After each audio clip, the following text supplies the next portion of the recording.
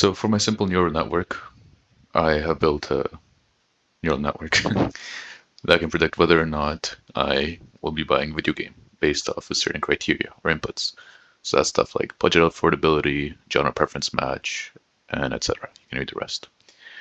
And the decision's simple, 0 or 1. 0, I won't buy it. 1, I will. And so my neural network simply consists of 6 inputs. So 6 neurons for the input layer, a hidden layer with 5 neurons, and then 1 output neuron. And so the hidden layer, the activation function for those is the rectilinear unit function. So either I will have a value of 0 or I will have a positive value for each of those neurons. And then for my output, I use a sigmoid. And once again, both those layers obviously have weights and biases attached to them. On the right, you can see my training scores, test accuracy over here, test loss over here. So, not the greatest, but that's all right. And then at the bottom, just for my future calculations, I outputted all the weights and the biases available.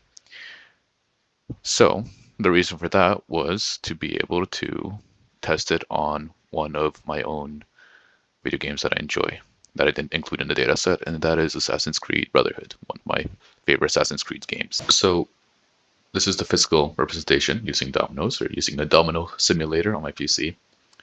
And let's start with the beginning. So these little red pushing blocks over here represent our inputs.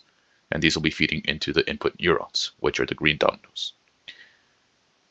And so the green dominoes will simply take in the value of the inputs and proceed to push on towards this red domino layer over here. This represents our 5 neurons from the hidden layer. And so each of these 5 neurons will take in all 6 of the input values. I couldn't quite represent that without it getting too messy, so I simply jumbled it up in the middle and then proceeded to make separate rows or files towards each of these dominoes. And so they take in the values from the inputs with weights and a bias, and whatever value that gives will then be activated with a rectilinear unit function. So if the value given after calculation is negative, we'll get a 0 for these neurons, and if it's positive, then we'll just keep whatever value that was. And so it turns out that neuron 3 and neuron 5, when I did the calculation for this last game, ended up having a negative value and thus a 0 after the activation function. This means that they don't feed anything when calculating the next value for the output layer.